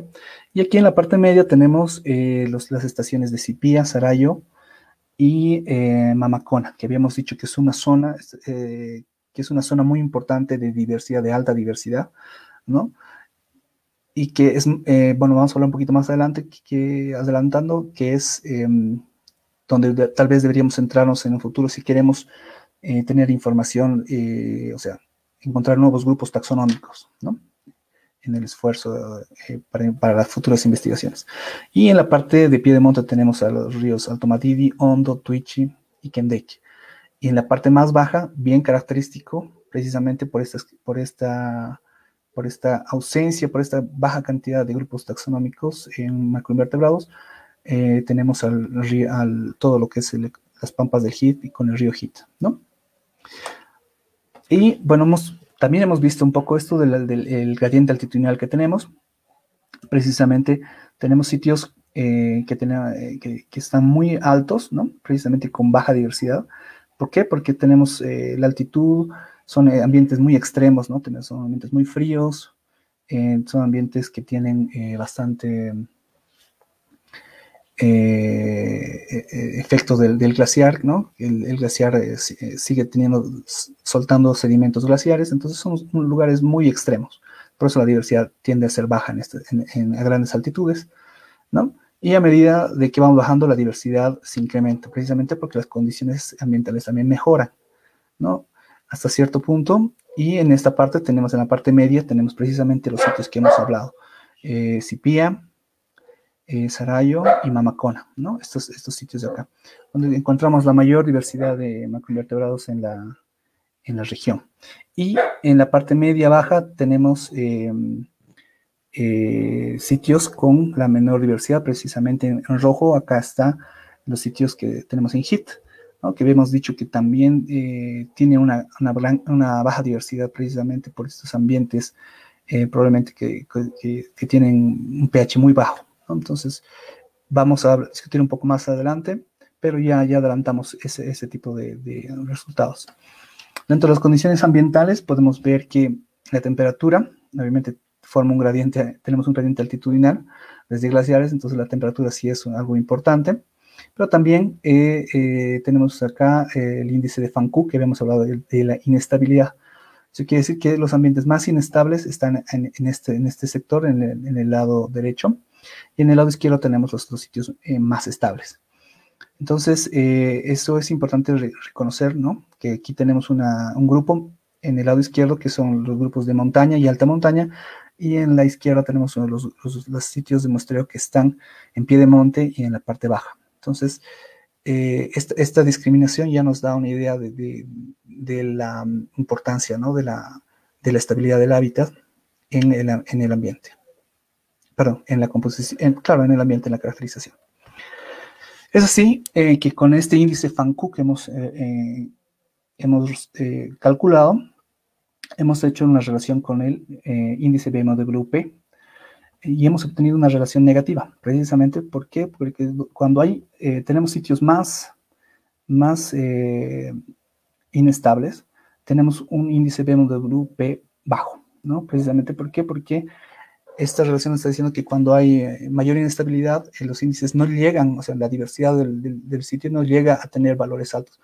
Entonces, esto nos está mostrando de que es importante la estabilidad de los cuerpos de agua, además de la calidad físico-química del agua que normalmente se mide, ¿no? Y nos está mostrando de que en este tipo de ambientes que son poco alterados, cobra incluso una mayor importancia que la parte físico-química. Y esta misma relación la tenemos acá con la diversidad, ¿no? Y también con la riqueza taxonómica. Entonces, eso nos está diciendo que hay que tomar mayor atención a esta parte de la estabilidad de los cuerpos de agua, precisamente porque puede estar respondiendo, o sea, la diversidad de macroinvertebrados puede estar respondiendo más a estos parámetros de estabilidad de hábitat que a la parte físico-química, ¿no? De contaminación. Entonces, ¿qué es lo que nos queda proponer ahora? Es incluir lo que es la evaluación morfoestructural junto con lo que es la evaluación biológica y físico-química para todos los ambientes acuáticos, ¿no? Comenzar con un monitoreo del parque, ¿no? Que es uno de mis objetivos personales, ¿no? Para tener líneas base en cuanto a lo que es el tiempo y futuras actividades que van a tener seguramente el AMNI en la región, ¿no? Y actualmente en Bolivia no son actualizados, no están considerados estos parámetros en lo que es la evaluación de la calidad ecológica, ¿no? Entonces es muy importante incluirlos, ¿no? Ya que en Bolivia no solamente tenemos el Madidi, sino tenemos otro tipo de ambientes como ser las zonas altiplánicas y las zonas de valles secos, ¿no? Entonces, ante esta heterogeneidad es necesario meter este tipo de conceptos. Otra cosa que quería ya para terminar aclarar es esta zona que tenemos acá, que es habíamos hablado de la zona que está cercana a Polo, que tiene una geología muy particular del Carbonífero Ordovícico, y precisamente hablar un poco de estos depósitos de areniscas y lutitas que hemos visto en los ríos, precisamente le dan una característica particular a estos ambientes. Entonces, nosotros podemos, yo creo que dentro de la parte acuática, y Guido también lo ha dicho, hemos coincidido un poco, que esta zona es muy importante precisamente para encontrar estos nuevos grupos, nuevas especies, ¿no? Que puedan ser reportadas para la ciencia. Y quiero agradecerles a todos por haber escuchado y aprovechar el momento, ¿no? Para que también este trabajo no lo hemos hecho solos. Gustavo Álvarez nos ha apoyado también en el muestreo de macroinvertebrados cuando ha trabajado. Marto Rico las fotos, Andrés Ramírez también nos ha apoyado con la parte de videos, ¿no? De macroinvertebrados.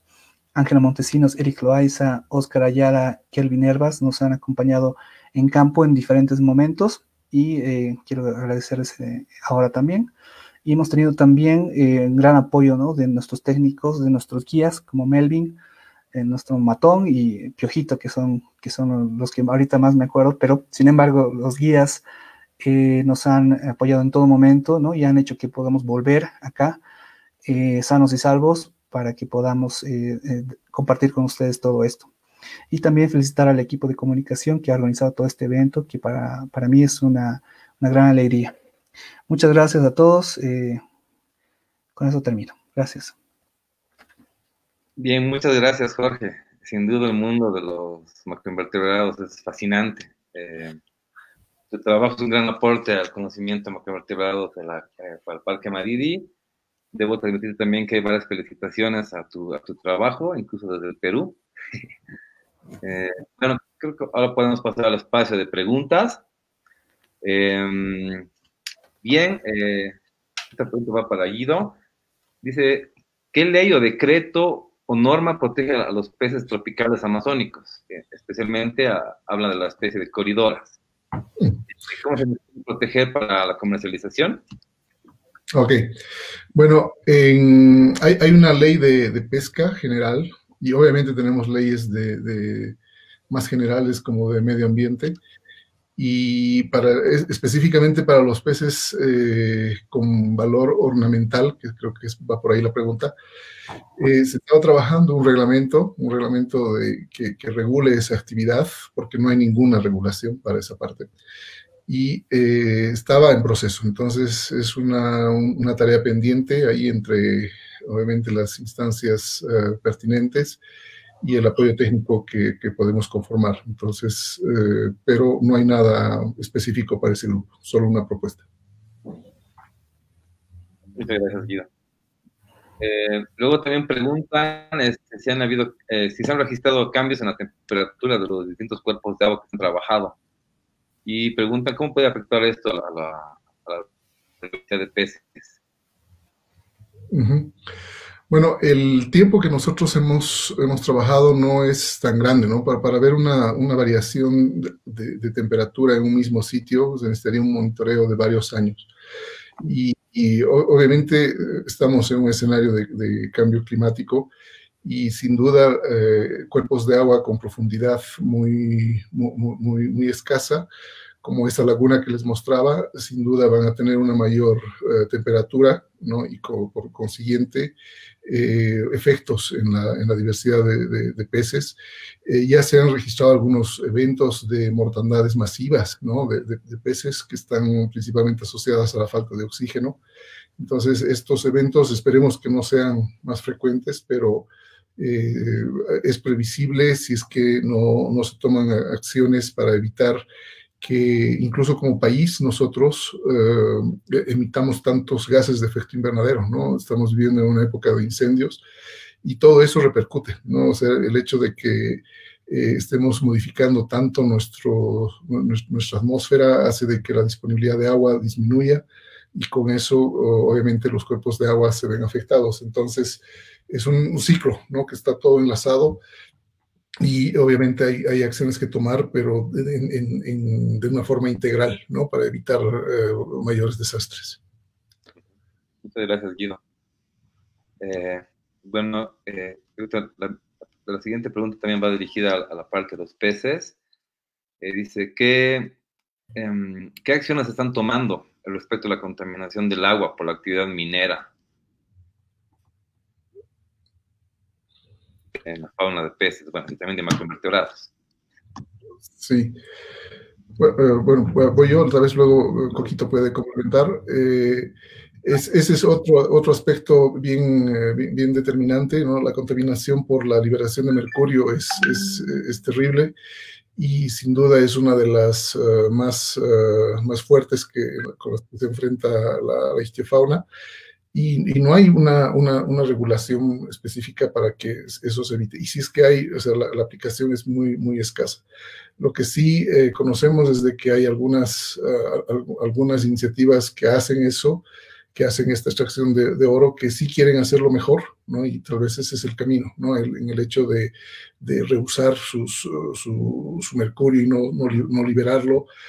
Hay iniciativas que incluso WCS está apoyando para que haya un adecuado manejo de esos residuos y que tengan una producción de oro verde, ¿no? Oro limpio, y que no afecte a los ecosistemas acuáticos. Entonces, lo importante de esto es de que si bien hay muchas amenazas, también hay soluciones, ¿no? O sea, como humanos somos muy hábiles en destrozar las cosas, pero también somos muy creativos a la hora de buscar soluciones. Y este ejemplo que les menciono, que hay algunas iniciativas que quieren hacerlo bien, es una muestra de eso, y que, bueno, si se popularizan y se muestra su eficacia, sin duda pueden ayudar a reducir los impactos de este tipo de actividades en los ecosistemas acuáticos. Gracias, Guido. José, tal vez nos puedes complementar con la misma pregunta, pero la parte de los macroinvertebrados, por favor. Dale, adelante. Respecto a la anterior pregunta, dices... minera, pero con el efecto respecto a los macroinvertebrados. Muy bien. Claro, como Guido nos estaba comentando antes, todavía no hay acciones claras todavía. Sin embargo, hay pequeñas acciones que se están tomando por algunas empresas. Sin embargo, también es importante, ¿no?, recalcar en esta parte del enfoque desde los macroinvertebrados, que en muchos de ellos se ha testeado el efecto, ¿no?, que pueden también estimar el efecto de la minería. Sin embargo, para la cuenca todavía se desconoce estos estudios, ¿no? Y bueno, queda como una meta más adelante para lo que es la evaluación de los cuerpos de agua en este sentido con la minería. Gracias, Jorge. Bien, paso a la siguiente pregunta. Dice, ¿en qué medida las represas que se intentan hacer en el Bala pueden afectar a la biodiversidad acuática? Bueno, y en general, en realidad, toda la biodiversidad presente dentro del parque. Sí, no, sin duda, si es que se concreta un proyecto de esa envergadura, sería devastador, ¿no? No solamente por el enorme embalse que se produciría, sino también por los efectos en la pérdida de conectividad que les mostraba que son claves para los peces y que tienen que llegar a zonas de reproducción y que dependen de condiciones químicas, estructurales. Ustedes han visto las características que tienen estos cuerpos de agua en la excelente presentación de Coquito. Entonces, esas características son las que buscan estos peces para reproducirse. Entonces, si no las encuentran, obviamente no van a lograr hacerlo y obviamente la producción en general va a disminuir. Entonces, esta pérdida de conectividad sin duda repercutiría drásticamente en todo. Lo interesante es de que al parecer ese proyecto del Bala está suspendido, esperemos que por buen tiempo, y se vean alternativas. Pero el hecho es de que ya tenemos unas represas, ¿no? Tenemos las represas abajo en el Madeira que sí están causando impactos y que, a diferencia de lo que se decía, y que son necesarios de tomarlos en cuenta, de tomar acciones en las condiciones en las que estamos y evitar de que tengamos más interrupción en esta conectividad, ¿no? Hay represas planeadas también cerca de esas represas en el lado boliviano, con lo cual podríamos en una posición ya crítica a muchas especies.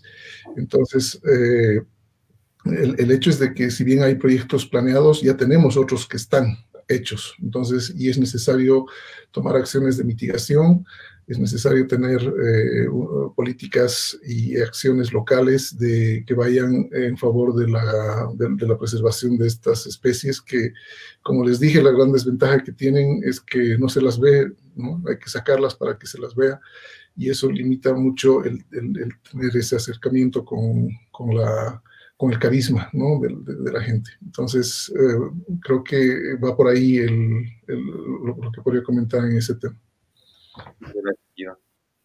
Tengo una pregunta más, que es del Parque Nacional, justo, del Marín. Dice, ¿cuál es el nivel de respaldo en la ley boliviana para regular la pesca? Bueno, hay una ley de pesca, ¿no? Hay una ley que está en proceso de reglamentación y obviamente trata de rescatar lo más esencial, pero lastimosamente, como en muchos aspectos, la implementación y aplicación de las normativas ya en terreno es bien dificultosa, ¿no? Entonces, para eso es clave el fortalecimiento de las áreas protegidas, que son claves, como la de Madidi, donde están pasando estos procesos, ¿no? Entonces, es necesario bajar a terreno todas estos esfuerzos de tratar de regular la situación, porque es ahí donde es necesario tener acciones. Una ley, obviamente, a veces se queda en algo muy general, obviamente es un respaldo importante, pero si no va acompañado de acciones locales, quedamos cortos, ¿no? O sea, quedamos sin la aplicación de la misma, y por eso el apoyo a la gestión de las áreas protegidas es determinante para poder asegurar el cumplimiento de estas normativas. De acuerdo, Guidex. Bueno, hay una pregunta igual que va de la mano a la que te acabo de lanzar. Bolivia podría tener un potencial para el desarrollo pesquero, dada la diversidad de especies, dice. Entonces, ¿qué opinas? Bueno, tenemos una alta diversidad. Obviamente hay una actividad pesquera grande. Hasta hace unos años incluso se decía que era subexplotada. Hay unos trabajos muy interesantes que ha hecho Paul Van Damme con todo su equipo y que muestran que hay un potencial. El problema mayor en todo esto es de que estamos hablando de que estamos en una cuenca aislada. Entonces, cualquier acción que hagamos sin tomar en cuenta ese aislamiento puede repercutir en la pérdida de especies completas, ¿no? Extinciones de los bagres grandes, como ya hemos comentado, de la piraíba, y que sin duda son pérdidas valiosísimas para nuestro país y que obviamente tienen sus implicaciones en la economía de la gente que vive del recurso y que obviamente, o sea, si es que no tienes alternativas, puede incluso incrementar presión sobre otros recursos que son incluso menos fáciles de renovar, como los bosques. Entonces es necesario tener un enfoque integral que equilibre todas estas necesidades y que obviamente vayan en beneficio de la conservación, no solamente de los peces, sino de todo lo que tenemos. Super. Y bueno, hay unas cuantas preguntas más. ¿Qué recomendaciones tienen para ambos para complementar la información de ictiofauna y de macroinvertebrados en el Madrid sobre los resultados que obtuvieron, ¿no? Coquito, adelante, de nuevo. Bueno, en cuanto a la fauna de macroinvertebrados, hemos visto, hay zonas interesantes, ¿no? Muy, muy interesantes en cuanto a diversidad. Y hemos visto que en el estudio que hemos realizado, han saltado a estos grupos nuevos que hemos encontrado y que si nosotros empezamos a buscar más, seguramente vamos a encontrar nuevos grupos, muchos grupos que seguramente están ahí, que en estos cuerpos de agua, como decía Guido, que no se han muestrado, no se han tocado todavía. Y eso en cuanto a lo que es la parte de macroinvertebrados, en cuanto a lo que es biodiversidad. Entonces, estos sitios son muy, muy importantes para seguir estudiando, seguir buscando. La parte de invertebrados sabemos que la parte terrestre es muy amplia, ¿no? En cambio, la parte la parte acuática es un poquito más restringida. Y bueno, también hay que empezar a apoyar la parte de taxonomía, ¿no? Precisamente porque ahora muchos de los trabajos se desarrollan en el campo solamente de la ecología. Y a veces solamente necesitamos información de la parte a nivel de familias para ver algún tipo de patrón. Sin embargo, la importancia de la taxonomía radica en precisamente saber cuántas especies, cuánto tenemos, cuánto estamos perdiendo, ¿no? Cuántas especies estamos perdiendo. Entonces, yo creo que la importancia tenemos que darlos los profesionales biólogos, en el sentido de que hay que apoyar más a la taxonomía y gente que se dedique a estos grupos de estos invertebrados que a veces pasan desapercibidos, pero tienen una gran importancia. Sí, bueno, y en relación a los peces, lo que vimos claramente con los estudios del DNA ambiental es de que hay mucho todavía por describir, ¿no? Tenemos una cantidad enorme de material genético que no se ha podido asignar a una especie, y eso es porque no sabemos qué son. Entonces es necesario trabajar en los bancos de referenciación, y eso implica hacer caracterizaciones genéticas de las especies y que obviamente alimenten una base con la cual se compare. Entonces creo que de lo que más resalta de todo lo que hemos hecho es eso, de que tenemos que tener unas bases más amplias, que esos 558 esas 558 especies que están referenciadas genéticamente suba, ¿no?, al doble, al triple, para que podamos tener una mayor información de lo que tenemos. Y no solamente de peces, como han visto, mediante estos métodos se puede caracterizar incluso otros grupos, ¿no? Entonces es necesario incrementar esa información lo más ampliamente posible. Muchas gracias, Dios. A buscar los 380 entonces, registros de peces. Sí. Un poquito, ¿qué efectos ocurrirían si alteramos los hábitats de los macroinvertebrados en las cuencas del Maridi?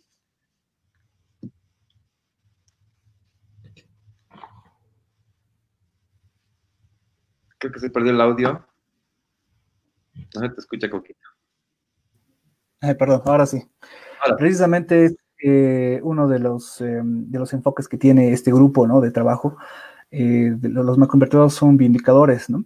Precisamente si existe ese tipo de perturbación física, en este caso de la pregunta, en sí, precisamente ellos van a perder el hábitat, ¿no? Los macroinvertebrados están muy asociados a su hábitat. Existen individuos que son especialistas, precisamente, por ejemplo, a los sustratos gruesos. Por ejemplo, hay algunos que están adaptados a altas velocidades del agua, ¿no?, a soportar este tipo de presiones en cuanto a la abrasión del agua, ¿no?, sobre su cuerpo. Entonces, es importante reconocer esto. Entonces, cuando estos individuos empiezan a desaparecer, nos indica a nosotros de que hay algún tipo de impacto, ¿no? Este puede ser físico, puede ser químico también. Entonces, hay que identificar esas fuentes. Lo importante es identificar qué fuentes son las que son potenciales. En ese sentido, creo que respondemos a la pregunta. Muchas gracias, Jorge. Bueno, creo que ya no hay más preguntas, pero debo transmitirles bueno, tenemos creo que hemos batido récord el día de hoy. Tenemos a más de 100 personas que están conectadas, que han visto ambas presentaciones. Ambos mandan sus felicitaciones a ambas personas. Hay personas del equipo de guardaparques de Maridi que agradecen a Guido por recordar el legado que dejó Mario Guduán. Es excelente trabajo para ambos. Y yo quiero agradecerles a los dos. Felicidades por el gran trabajo que han realizado en el campo y también en el gabinete. Y bueno, muchas felicidades a los dos profesionales. Creo que con esto concluimos las presentaciones del día de hoy. Quiero agradecer y felicitar a ambos por su gran trabajo y por el aporte que han dado de información generada para el Parque Maridi, ¿no? Muchas gracias. Bueno, nuestra cita de mañana es para hablar sobre anfibios y reptiles del Parque Maridi, presentado por dos herpetólogos reconocidos en Bolivia, que son James Aparicio y Mauricio Campo. No se pierdan las presentaciones espectaculares de ambos profesionales. Los esperamos mañana. Tengan muy buenas noches, descansen y nos reencontramos mañana a las 18:30. Felicidades. Muchas gracias. Gracias, felicidades, Madidi. Un abrazo a todos. Saludos, chao, chao.